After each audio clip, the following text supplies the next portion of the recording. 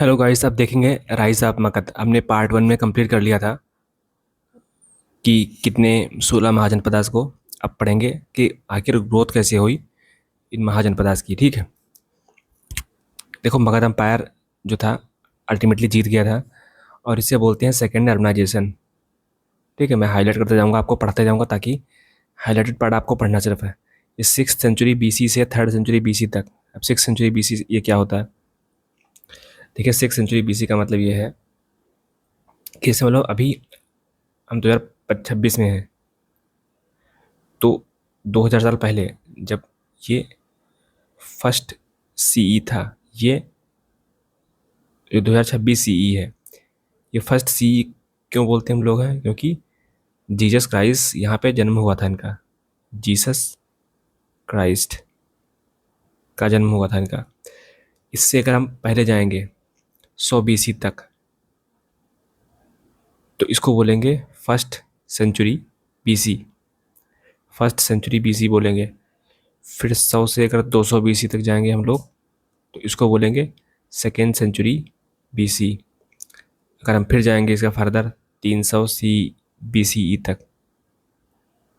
अब बीसी क्यों? क्योंकि जीसस क्राइस्ट के बर्थ के पहले उसको बोलते हैं बीसीई, बिफोर कॉमन एरा। ये सेकुलर शब्द है, इसकी जगह हम बिफोर क्राइस्ट भी यूज़ करते हैं। बिफोर क्राइस्ट, बिफोर क्राइस्ट का मतलब है कि बीसी, बी और सी, क्राइस्ट से सी।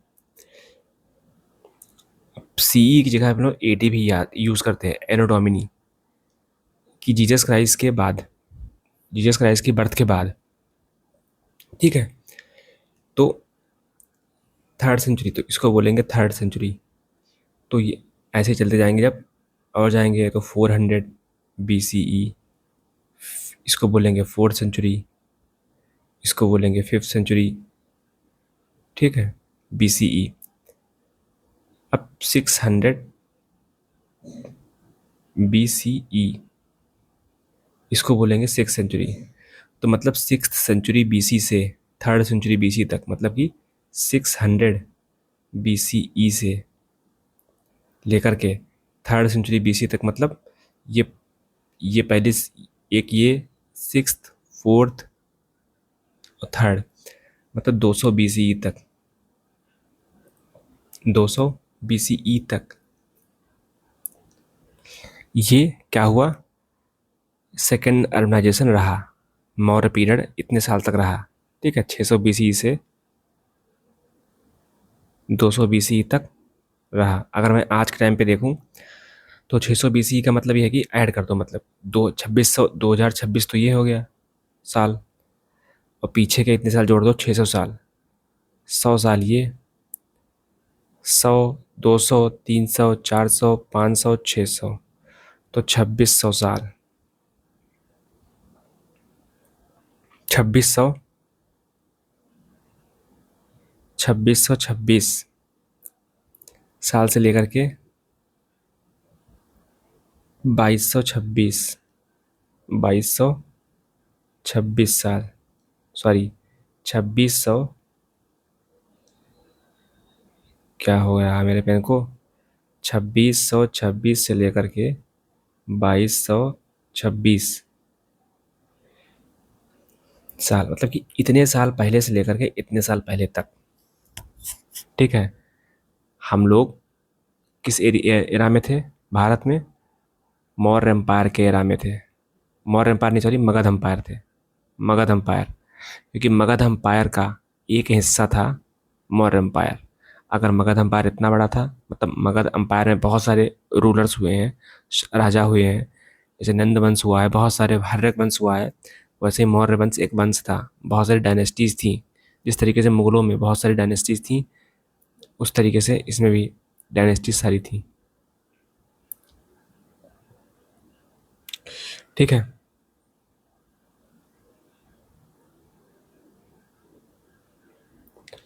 तो ये आपको समझाने के लिए था।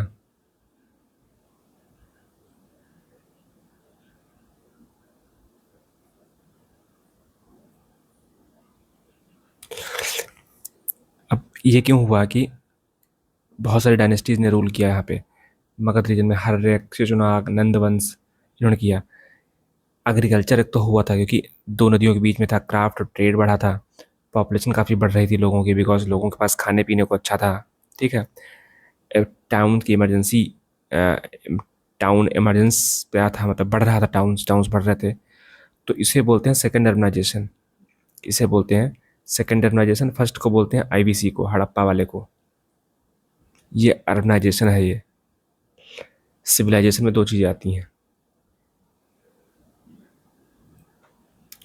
Ruralisation plus urbanisation. तो ये अर्बनाइजेशन का पार्ट था, और रूरलाइजेशन का मतलब वैदिक।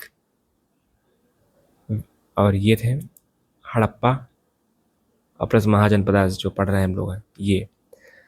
तो पहले अर्बनाइजेशन हुआ, अर्बनाइजेशन हुआ, sorry, urban, rural, rural, urban. ये था हड़प्पा, या आईबीसी बोल दो, इंडस वैली सिविलाइजेशन। इसको बोल दो वैदिक, इसको बोल दो पोस्ट वैदिक, इसको बोल दो महाजनपदास। ये कहाँ हुआ? ये सिंधु नदी, इंडस रिवर के पास में हुआ। ये पंजाब के इलाके में हुआ, पंजाब के इलाके में हुआ, पंजाब के इलाके में। ये कहाँ हुआ? ये हुआ गंगा यमुना दोआब में हुआ, यमुना दोआब में हुआ।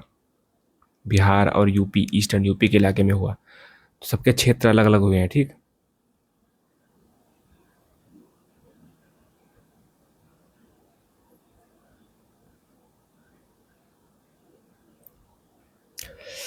अब वैदिक टेस्ट क्या बोलती हैं? वैदिक टेस्ट क्या बोलते हैं कि ब्राह्मण और उपनिषद जनपद और महाजनपद के बारे में बताते हैं। तो अगर स्टेटमेंट आ जाए तो बताते हैं। बुद्धिस्ट टेक्स्ट में विनय, सुत्त, अभिधम्म, अभिधम्म,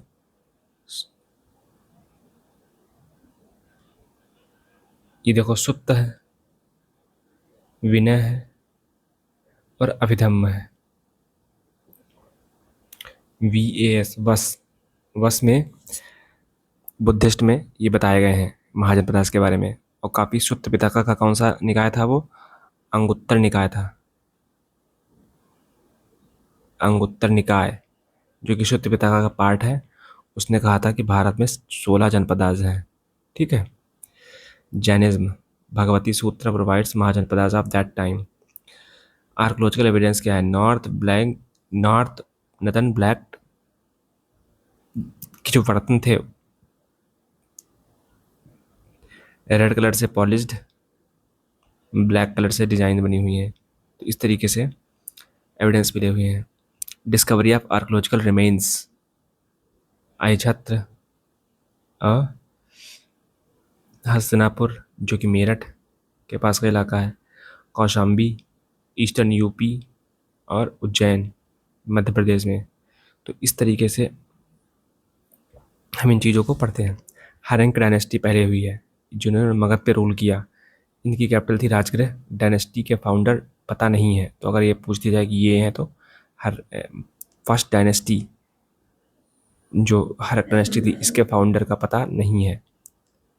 बिम्बिसार इसके एक इम्पॉर्टेंट रूलर हुए हैं, जो 544, मैंने कहा था ना कि आपसे कि 600 BC से लगभग लेकर के 200 BC तक रूल था इनका। तो 600 BC के बाद में आएगा 544 BC, मतलब 66 साल के बाद में, सॉरी 56 साल के बाद। इन 56 साल तक शासन किसने किया लगभग पता नहीं है। बिम्बिसार गौतम बुद्ध और महावीर जी के कंटेम्प्रेरी थे, मतलब इन्होंने देखा है। बिम्बिसार कितने किस्मत वाले थे जिन्होंने देखा है। इनके पास रेगुलर आर्मी थी, स्टैंडिंग आर्मी थी, कि आर्मी हमेशा तैनात थी। जब भी युद्ध करना हो तो इनके पास आर्मी रहती थी। अवंती के किंग प्रद्योत नाम का एक लड़का था, उससे इनकी लड़ाई हो गई थी, मतलब काफ़ी राइवलरी थी। बट बाद में दोस्त बन गए ये हम लोग की तरह, और उनके जॉइंटिस हो गई थी पीलिया। तो उसके लिए इन्होंने उज्जैन में एक जीवक, एक जो है फिजिशियन, तो ये वर्ड काफ़ी इंपॉर्टेंट है, जीवक। उन्होंने फिजिशियन उज्जैन को भेजा था। ठीक है। अंगा, इन्होंने ईस्टर्न बिहार को कब्जा किया। ईस्टर्न बिहार, अंगा को कब्जाया, ब्रह्मदत्त को हराया। किसने? बिम्बिसार ने हराया। उसकी कैपिटल चंपारण जो थी उसको, चंपा बिहार में, उसको जीता इन्होंने। चंपारण आज जानते हैं उसके बारे में। इन्होंने अपनी शादियाँ की, पहली शादी, दूसरी शादी, तीन तीन शादियाँ की इन्होंने। महाकोशला जो कि शस्त्र प्रसेनजीत की थी। हर्यक हर्यक ने हर्यंक ने शादी की, पहली शादी की महाकोशला से, जिस जो प्रसेनजीत की बहन थी, और काशी को दहेज में लिया। दूसरी वाइफ से लिच्छवी प्रिंसेस थी चलन्ना से शादी की, जो वैशाली में रहती थी। वैशाली कैपिटल थी किसकी? वत्स की। और उन्हें आजाद शत्रु को जन्म दिया। और तीसरी वाइफ थी जो कि मद्रा क्लैन से, पंजाब से थी। और बट ये, इनको इनकी सेकंड वाइफ के बेटे अजात शत्रु ने मार दिया था। मतलब कि इनको उनके बेटे ने ही मार दिया था। अजात शत्रु, आप नाम सुना होगा अजात शत्रु का। अजात शत्रु के पास ऐसा एक हथियार था, रथ था, जैसा कि बाहुबली फिल्म में आपने देखी होगी। आपने बाहुबली फिल्म में जो रथ भल्लाल देव के पास है, वो ये वाला पहिए वाला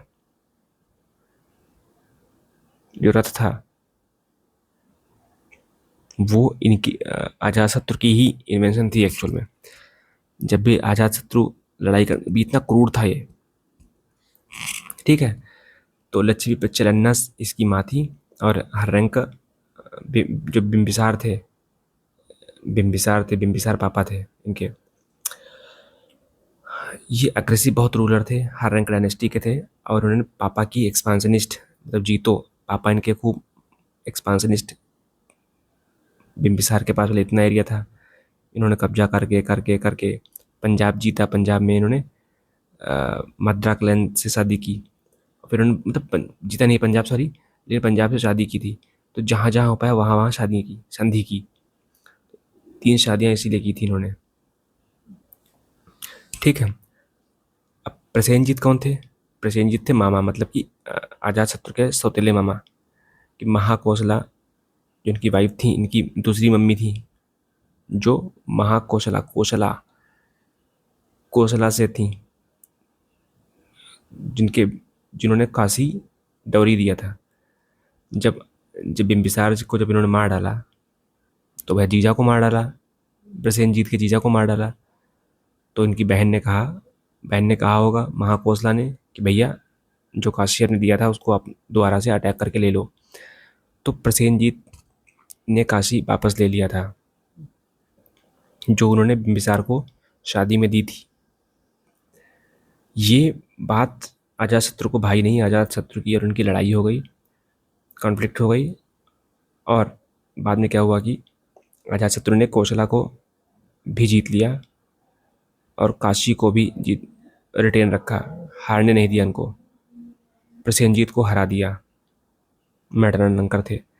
वैशाली को भी जीत लिया लिच्छवी, मतलब अपने मामा के लोगों को ही हराया, सगे मामा को, ठीक है। By defeating his maternal grandfather, नाना को, चेतक नाम था इनके। अजातशत्रु ने अपने नाना को हराया, मतलब सोचो वो कितने खतरनाक थे। वेपरनी consist of war engine like catapults, महा महाशील कंटका, महाशील कंटका का उन्होंने यूज़ किया।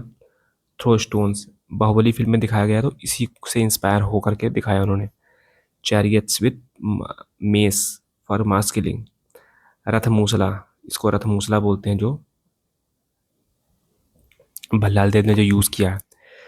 राजगृह का फोर्टिफिकेशन इसी ने शुरू करवाया था, कि एक कैपिटल के आसपास, ये मान लो ये अगर कैपिटल है, तो आसपास गड्ढा खुदवा दो और पानी भर दो, इसमें मगरमच्छ छोड़ दो, ताकि अगर कोई बाहर से अगर व्यक्ति आए तो उसको मगरमच्छ खा जाए, सांप खा जाए। ऐसा ही अभी भी प्रपोजल 2026 में बीएसएफ के जवानों ने दिया है कि बांग्लादेश के बॉर्डर पे आप मगरमच्छ छोड़ दो। तो ये इंस्पायर हुए थे, ये इंस्पिरेशन एक्चुअल में आप कहो कि अजातशत्रु की ही थी, कि अजातशत्रु ने पहले किया था ये। कहाँ किया था? राजगृह में किया था। बुद्धा से मिले थे अपने लाइफ टाइम में, कि अजातशत्रु इतने भाग्यशाली थे कि इतना कत्ल करने के बाद में बुद्धा से मिले थे, बुद्धा गेंड परिनिर्माणा ड्यूरिंग हिज रेन, कि बुद्धा की जब मृत्यु हुई थी, आप समझो, तो अजातशत्रु के कार्यकाल में ही हुई थी। और अजातशत्रु इनसे इतना प्रभावित हुआ कि फर्स्ट बुद्धिस्ट काउंसिल अजातशत्रु ने ही बनवाई थी। तो कितनी बड़ी बात है कि एक तरफ नाना को हरा रहा है, मामा को हरा रहा है, पापा को मार डाल रहा है, इतना खतरनाक रूलर है ये, और दूसरी तरफ ये बुद्धा बुद्धिस्ट काउंसिल भी बनवा रहा है। और बाद में इसके बेटे ने इसको जो है, जब ये मर गया तो इसके बेटे ने, उदाइन नाम का लड़का था इसका, उसने इनको ओवर पावर किया, मतलब कि सक्सीड किया। उदाइन उदाइन के बाद इसका शासन चला था 32 साल। 32 साल बहुत होते हैं भैया। अब उदाइन, इनका पूरा नाम था उदयभद्र। उदयभद्र नाम था इनका, ठीक है। पाटलिपुत्र नाम की कैपिटल इन्होंने बनाई। तो उदाइन ने, जो आज के बिहार की जो कैपिटल है पटना, ये उदाइन ने ही बनाई थी। पहले राजगृह कैपिटल हुआ करती थी। ये गंगा और सोन रिवर के मुहाने पर है, मतलब गंगा और सोन इनके मुहाने पर ये पटना रिवर, पटना, ठीक है। अब शेषनाग वंश, इसके बाद में हर्रक वंश। हर्रक वंश के बाद में कौन सा वंश आता है? इसमें कौन कौन से रूलर थे? बिंबिसार, अजातशत्रु, उदाइन, तीनों बार में पढ़ लिया हमने। ये इनके बेटे, ये इनके बेटे, ठीक। हर्रंक। अब हर्रंक डायनेस्टी के बाद में कौन सी डायनेस्टी आती है? शेषनाग डायनेस्टी आती है। ये डायनेस्टी कब से कब तक रही? 544 से, अगर आप देखो तो 444 तक, 100 साल तक ये रही। बीच में कुछ पावर स्ट्रगल वगैरह वगैरह हुआ तो उसमें बहुत सारे रूलर चले गए। ये इंपॉर्टेंट रूलर की बात कर रहा हूँ मैं, 3 इंपॉर्टेंट रूलर हुए हैं। रूलर तो बहुत सारे हुए हैं लेकिन 3 इंपॉर्टेंट हैं।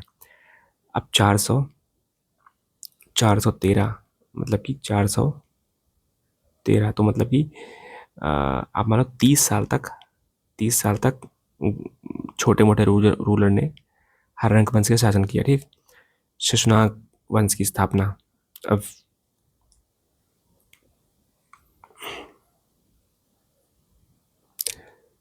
शेषनाग वंश की अमात्य माने, he was initially amatya, minister of Nagadashaka. Nagadashaka का मिनिस्टर था। और इसने, शेषनाग ने, नागदशक कौन थे? रूलर थे। किसके? हर्रंक वंश के। हर्रंक वंश के रूलर के अंडर ये मिनिस्टर थे, मंत्री थे, ठीक है। जिससे बाद में इन्होंने अपनी खुद की डायनेस्टी बनाई, मार के मार डाला था, कुछ ऐसा कुछ किया था। और इन्होंने टेम्पररी बेसिस पे पटना से कैपिटल शिफ्ट की थी वैशाली को। तो याद रखना कि इन्होंने टेम्पररी कैपिटल भी शिफ्ट की थी और अवंती को डिफीट किया था, इसको मगध का पार्ट बनाया। तो अवंती को डिफीट कर मगध का पार्ट बनाना करना 100 साल की जो है, आप कह लो कि दुश्मनी को खत्म किया, मगध और अवंती को एक कर दिया। और काल अशोक इनके बेटे थे, इन्होंने सक्सीड किया इनको, ठीक है। काकरवर्ण नाम से जाना जाता था। पुराणास में इनका नाम जिक्र है। सेकंड बुद्धिस्ट काउंसिल इन्होंने बनाई। सेकंड बुद्धिस्ट काउंसिल इन्होंने रखी थी, काल अशोक ने, वैशाली में। अब इस समय कैपिटल थी ये टेम्पररी बेसिस पे। महापद्म नंद काल अशोक से थ्रोन छीन करके, काल अशोक से नहीं, एक लास्ट किंग थे, उनसे छीन करके शेषनाग वंश का विनाश कर देते हैं, ठीक है। शेषनाग वंश का विनाश कर देते हैं और महापद्मनंदा अपनी डायनेस्टी अलग बनाएंगे, उसको बोलेंगे नंद डायनेस्टी। तो पहले देखो कौन कौन सी डायनेस्टी हुई। हर्रक वंश हुआ, अगर मैं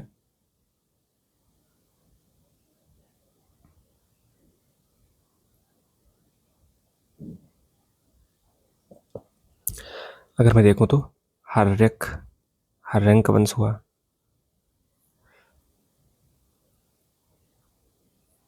या डायनेस्टी, इसमें कौन से हुआ? इसमें कौन कौन से रूलर हुए हैं? पहले रूलर हुए हैं, फर्स्ट रूलर हुए हैं बिम्बिसार। बिम्बिसार ने एक्सपांशनिस्ट पॉलिसीज अपनाई और 3 शादियां की इन्होंने, पहली, दूसरी, तीसरी। तीसरी मद्रा क्लैन पंजाब से थी, जो कि पंजाब से थी। दूसरी लिच्छवी प्रिंसेस थी।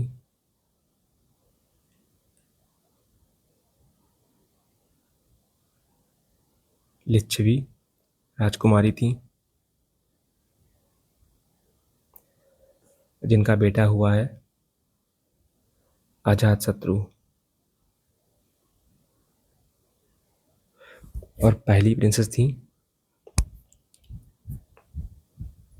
पहली प्रिंसेस का नाम क्या था, मैं भूल गया नाम, बार बार भूलता है लोगों का मैं हूँ। पहली प्रिंसेस थी महाकोशला। तो पहली प्रिंसेस थी महाकोशला।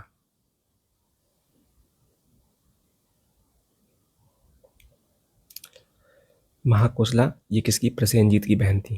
प्रसेनजीत की बहन थी। बिम्बिसार किम को अजातशत्रु ने मार डाला, मार दिया, हत्या कर दी। और काशी जो कोशला की थी, ये कोशल काशी को जीत लिया, जो काशी को डॉरी में दिया था बिम्बिसार को, किसने? प्रसेनजीत ने। उसको अजातशत्रु ने छीन लिया था। और लिच्छवी अपने नाना को भी हराया, नाना को भी हराया, राज लिच्छवी प्रिंसेस के राजा को भी हराया। तो ऐसे शिशुनाग, ऐसे हर्रक वंश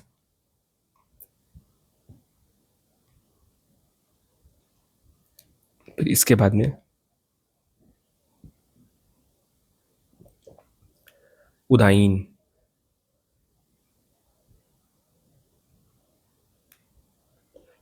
उदाईन नाम का शासक आता है।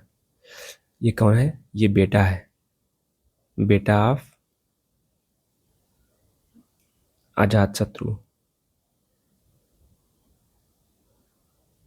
ये बेटा है अजातशत्रु का। इसने, अच्छा, अजातशत्रु ने एक काम और भी किया था, फर्स्ट बुद्धिस्ट काउंसिल बनाई थी इसने।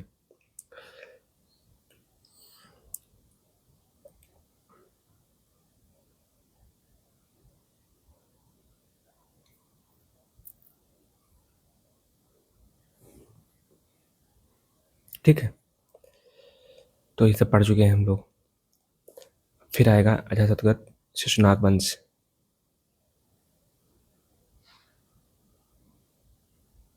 शिशुनाग डायनेस्टी आएगी।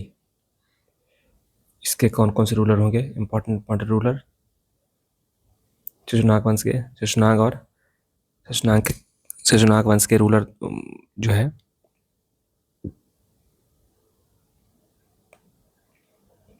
शिशुनाग के रूलर होंगे पहले, फर्स्ट रूलर होंगे शिशुनाग खुद। दूसरे होंगे काल अशोक।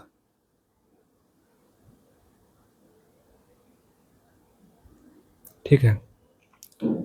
उदाईन ने अच्छा ये क्या किया था, पटना को, या आप कह सकते हो कि पाटलिपुत्र को कैपिटल बनाया था, राजधानी बनाई थी। ठीक। शिशुनाग ने कैपिटल शिफ्ट कर दी थी, शिफ्ट टेम्पररी कैपिटल। ठीक।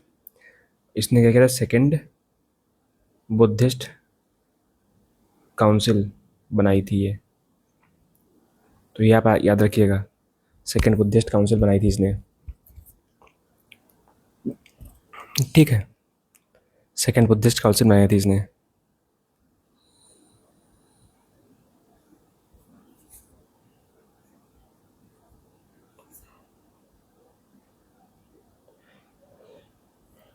ठीक। अभी कालाशोक के कुछ बेटे हुए होंगे, उसको किसने मार डाला था? उसको नंदवंश महापद नंद ने मार डाला था। नंदवंश का शुरुआत करते हैं, चलिए पढ़ते हैं नंदवंश के बारे में। महापद नंद 345 बीसी से 321 बीसी तक उन्होंने शासन किया। उग्रसेन नाम था इनका, उग्रसेन, बहुत उग्र थे। लार्ज आर्मी रखते थे अपनी, ये फेमस थे इसीलिए। और ब्राह्मणिकल टेस्ट के द्वारा, ब्राह्मणिकल जो पुस्तकें हैं उसमें इनको नॉन क्षत्रिय बताया गया, ये क्षत्रिय नहीं थे। ठीक है। अन्नत कुला बताया गया है इनको, अननोन लीनिएज, कि कहाँ से आए पता नहीं है, ये बुद्धिस्ट टेक्स्ट बता रही हैं इनको। First empire builder, first empire builder भी थे ऑफ इंडिया। एक रात कहते थे अपने आप को कि सारे अदर रूलिंग डायनेस्टीज को उन्होंने हरा दिया, ऐसा ही अपने आप को बोलते थे। ठीक है। सर्व छत्रांका,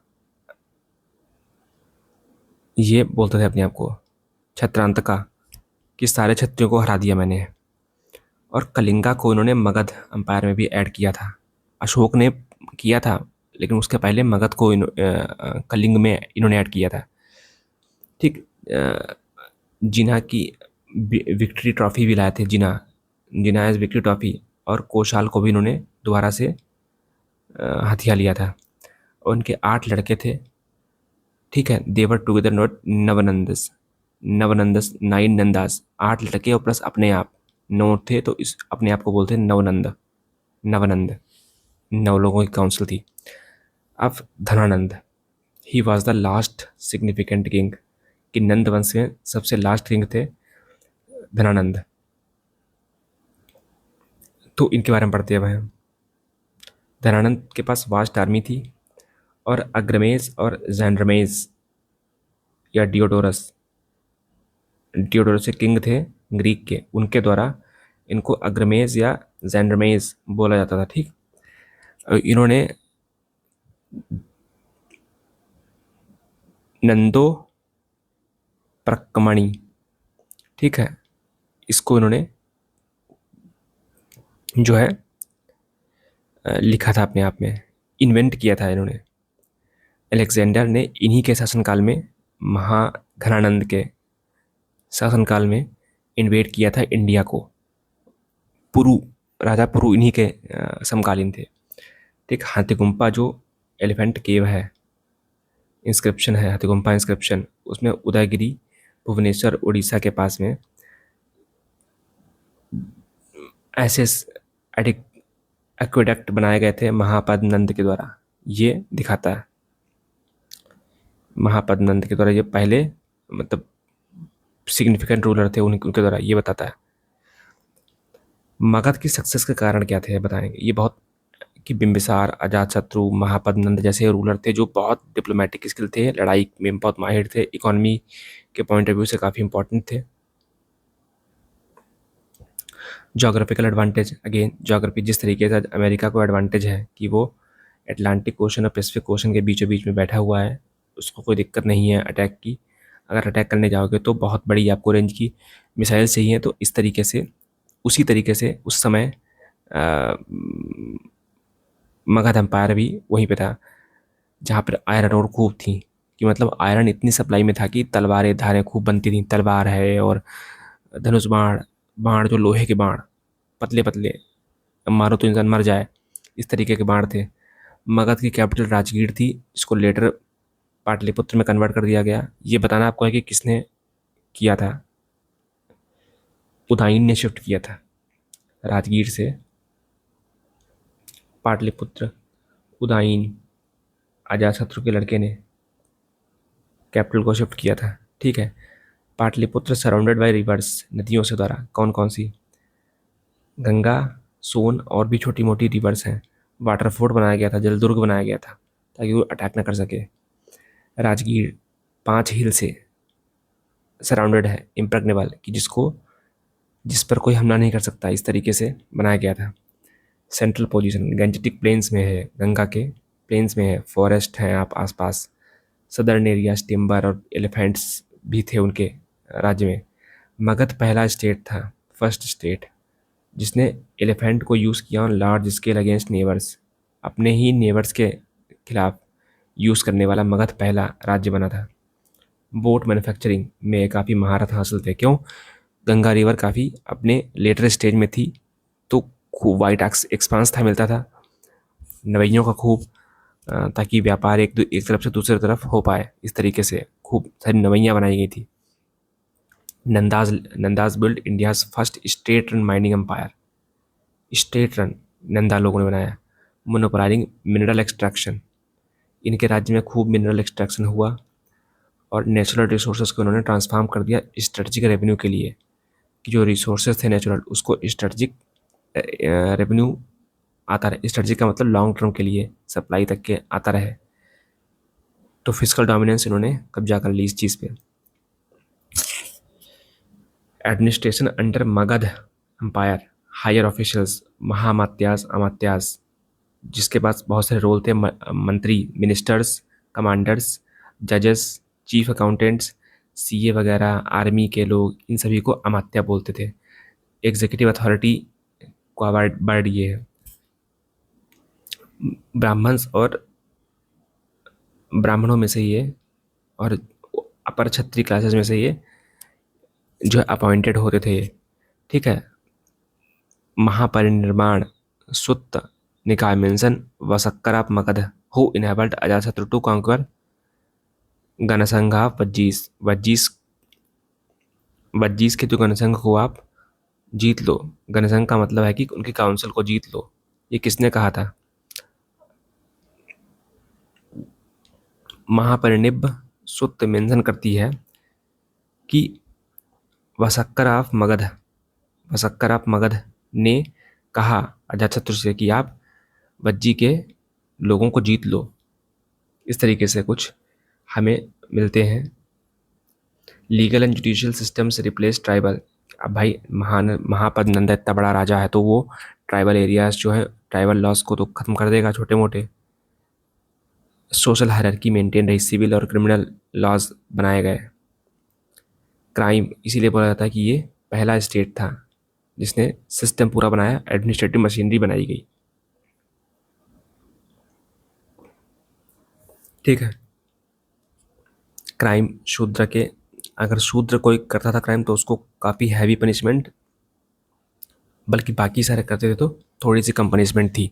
तो क्रिमिनल लॉज में इक्वालिटी नहीं थी, कि मतलब एक लोअर कास्ट का इंसान करे तो उसको कम सज़ा, अपर कास्ट का करे तो उसको थोड़ी सी ज़्यादा कम सज़ा, और लोअर कास्ट का करे तो उसको ज़्यादा सज़ा। इस तरीके से क्रिमिनल ऑफेंसेस थे।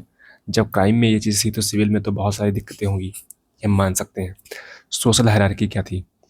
4 वर्णास में डिवाइड थे, ब्राह्मण, क्षत्रिय, वैश्य, शूद्र। शूद्रास पर जो है ये अनटचेबल्स नहीं थे, लेकिन ये बिल्कुल लोअर कास्ट में थे, आते थे। आज के आप एससी को मान सकते हो, ओबीसी को मान सकते हो, सॉरी, शूद्रास को आज आप ओबीसी मान सकते हो। और जो वो है उनका नाम क्या, एससी को आप अनटचेबल मान सकते हो। ये अनटचेबल्स थे।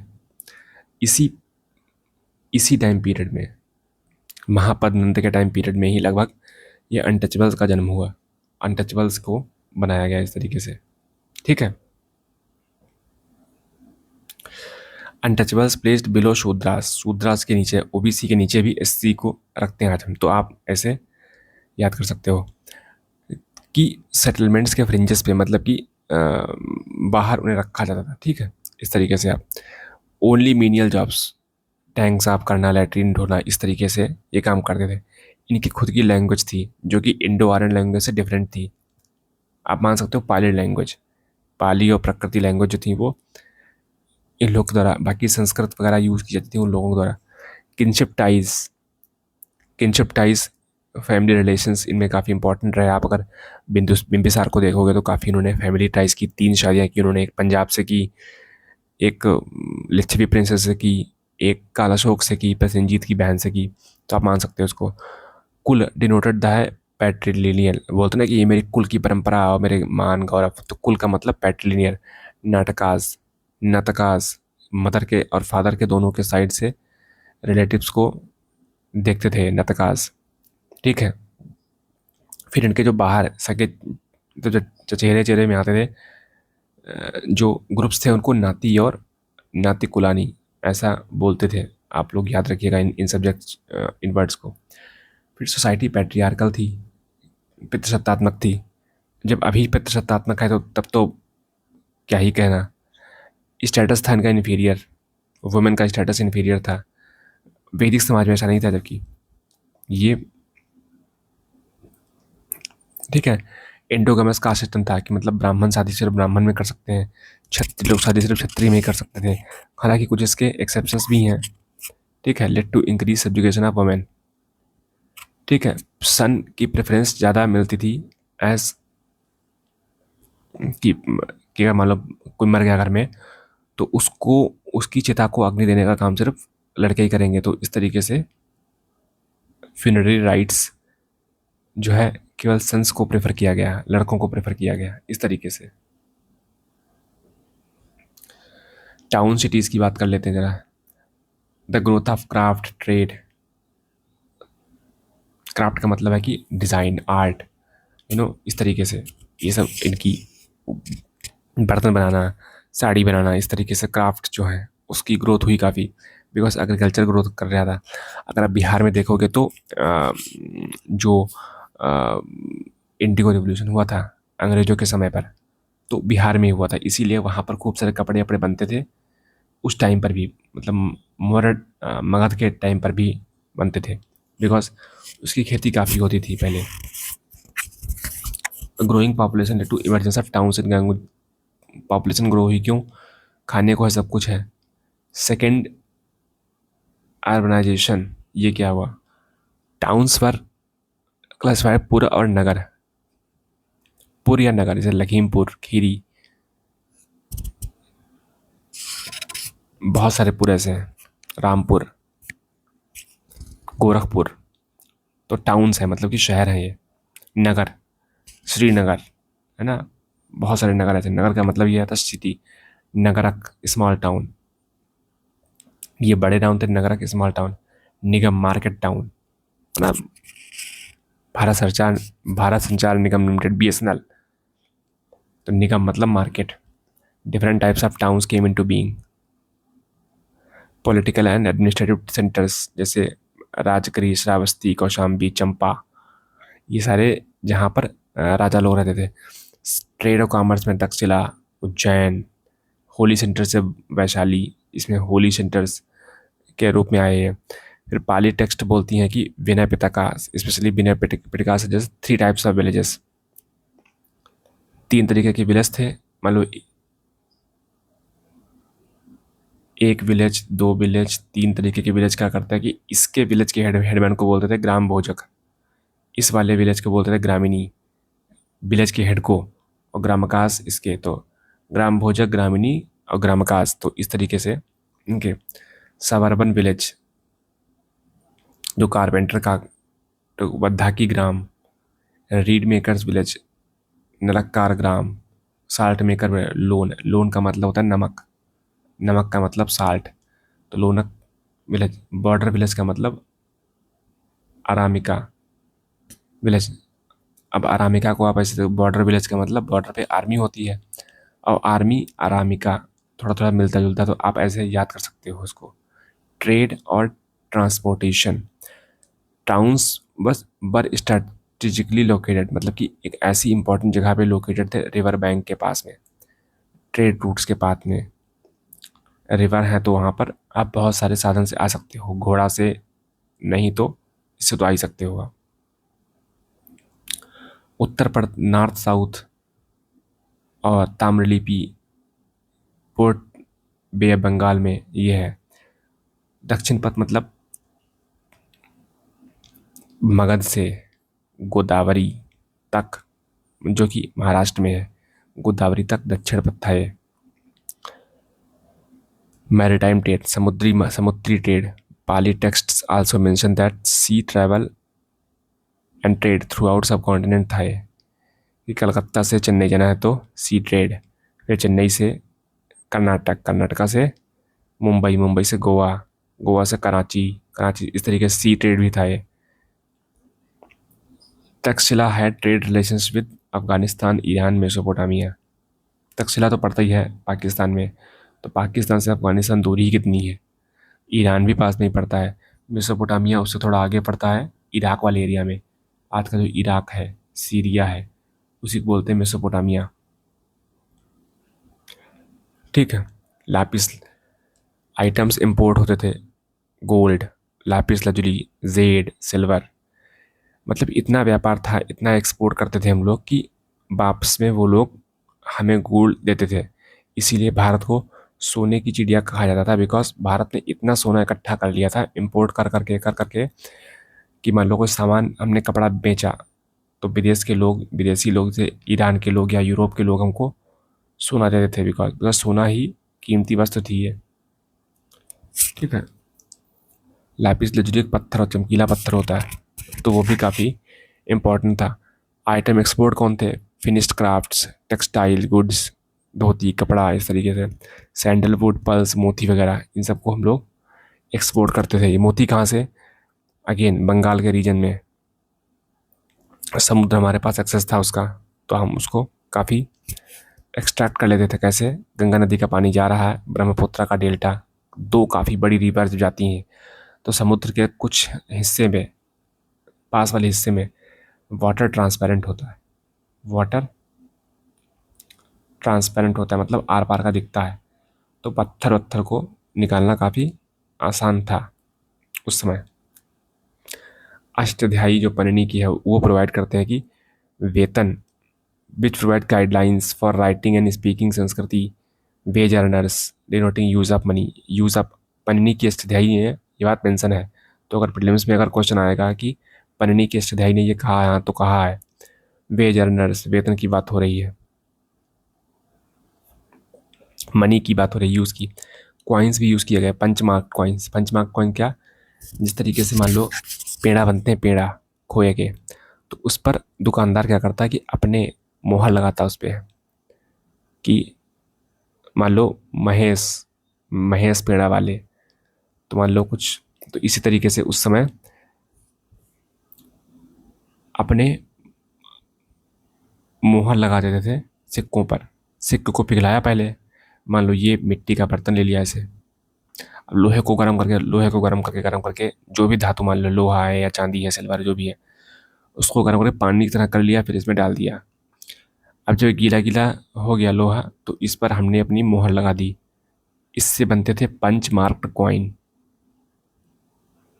कि पंच का मतलब कोई डिज़ाइन, पंच का मतलब design. Way made of silver और कॉपर के थे। 6 सेंचुरी से बीसी महाजनपदास में ये काफ़ी यूज थे। अच्छा, पंचमार्ग में क्या क्या था? ये पहाड़ियाँ थी, पेड़ थे, बुलफिश थे, एलिफेंट, इन सभी की आकृतियाँ थीं। अब बात करते हैं टैक्स की।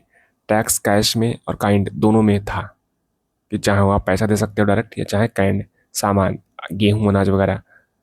वैरियर क्लास, क्षत्रिय क्लास, प्रीस्ट क्लास वर एग्जेंटेड। दो क्लासेस थी, ब्राह्मण, क्षत्रिय, वैश्य, शूद्र। इन दोनों से टैक्सेशन नहीं, ना के बराबर नहीं, और इनसे बिल्कुल सारा बर्डन इन पे था, वैश्य पे। वैश्य पे बर्डन था, इसीलिए बाद में ये लोग बुद्धिज्म और जैनिज्म की तरफ भागेंगे, बिकॉज टैक्स बचाने के लिए। तो ऐसा नहीं था कि इन लोगों पे कोई बहुत बड़ा था, टैक्स बचाने के लिए लोग अलग धर्म करेंगे, तो पैसा सब कुछ होता है। वैश्यास, गृहपतिस, ठीक है, चाहे इनको वैश्य बोलो, चाहे इनको गृहपति बोलो। गृहपति का मतलब घर चलाने वाले, लोगों का घर चलाने वाले, बिकॉज जब ये टैक्स देते थे तभी लोगों का घर चलता था, इस तरीके से मान सकते हो आप। बाली, ये कंपलसरी टैक्स था, ये 16% के आसपास था, मतलब कि 16 से 17% के आसपास था। 1/6 आपकी जो कमाई है, धन आपने, मान लो 6 कुंटल आपके यहाँ गेहूँ हुई है, तो 1 कुंटल गेहूँ सरकार को जमा करना ही है, कंपलसरी है ये तो। फिर और भी टैक्स थे, अभी रुको। देर इंटरमीडियरी कोई नहीं था पीजेंट और स्टेट के बीच में, किसान और स्टेट के बीच में कोई इंटरमीडियरी नहीं था। टैक्सेस वर असेस्ड और कलेक्टेड बाय रॉयल एजेंट्स। राजा के अपॉइंटेड लोगों से ही, जमींदार सिस्टम था यहाँ पे टाइप का, जमींदार तो नहीं था, जमींदार की तरह था कि रॉयल जो राजा के लोग थे, बलि साधक, बलि का मतलब कि टैक्स के फॉर्म में बलि साधक लोग, वो असिस्ट करते थे विलेज हेडमैन को कि वो टैक्स वसूले। एक गांव मान लो है, यहाँ पर 100 परिवार रहते हैं, तो विलेज का मुखिया है हेडमैन, अमूमन जो सबसे बड़ा था उम्र में वही। और राजा मान लो यहाँ बैठा है, राजा ने अपना एक अपॉइंट कर दिया बंदा, महेश नाम से। अब महेश जाएगा विलेज हेडमैन बाबा को नमस्कार करेगा, जो भी करेगा नमस्कार करेगा, नमस्ते बाबा, कहाँ से आए हो? मुझे भेजा है मगध एम्पायर के राजा ने, मुझे टैक्स चाहिए। कितना टैक्स चाहिए? 16% तो मुझे चाहिए चाहिए कंपलसरी, बाकी और भी टैक्स आपको मैं बताऊंगा, तो आप वो भी इकट्ठा करिए।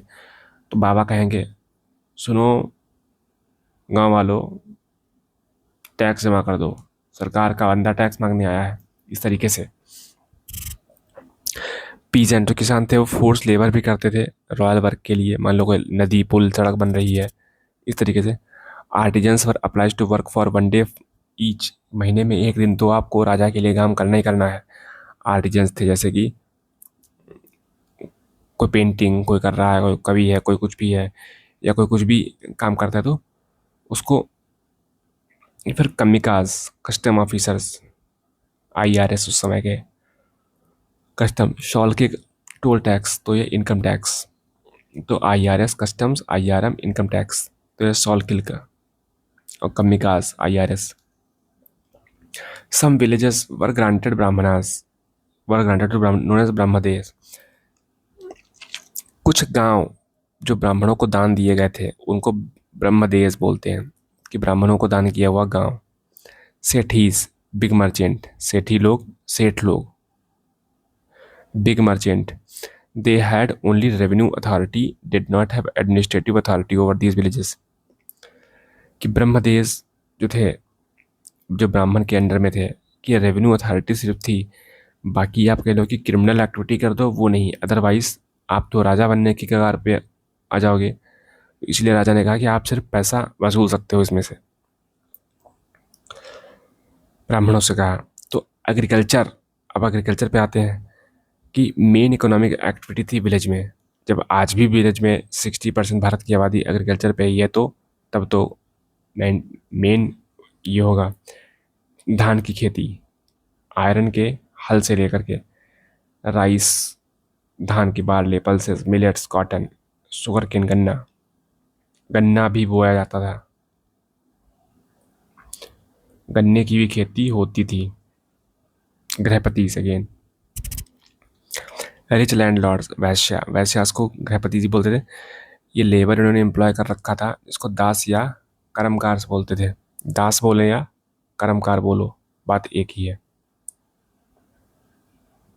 ठीक है। स्मॉल लैंड डॉलर्स को कृषक और कृषक, कृषक मतलब बुद्धिस्ट टर्म में और कृषक मतलब संस्कृत टर्म में, स्मॉल लैंड डॉलर्स। आयरन ने काफ़ी इंपॉर्टेंट रोल प्ले किया, फॉरेस्ट को काटने में काफ़ी हेल्प किया। जब फॉरेस्ट काटा गया तो बहुत सारी लकड़ी आई, लकड़ी से कई सारे आर्किटेक्चर बने उसमें, है ना, इस तरीके से कुर्सी मेज ये सब बनाई गई वहाँ पे। इस तरीके से राजा के लिए गेट वगैरह काफ़ी, पहाड़ था, लोहे के कील और लकड़ी का गेट, इससे शुरू हुआ गेट बनाना। आज भी अगर देखते हो तो लकड़ी के तख्ते और कील ठोक ठोक करके उसको जोड़ते हैं। तो ये भारत में यही शुरू हुआ सबसे पहले, मगध एम्पायर में ही इसकी शुरुआत हुई थी।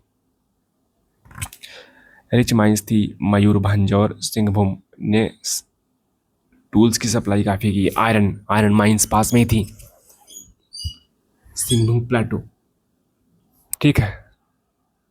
गिल्ड सिस्टम था। गिल्ड सिस्टम का मतलब कि मान लो लोहार है, सोनार है, बढ़ई है, कारपेंटर है, और भी बहुत सारे लोग हैं, इन सभी को मिला करके बोलते थे guild system. Specialisation of crafts, headman के द्वारा गिल्ड्स को लीड किया जाता था, गांव के हेडमैन थे।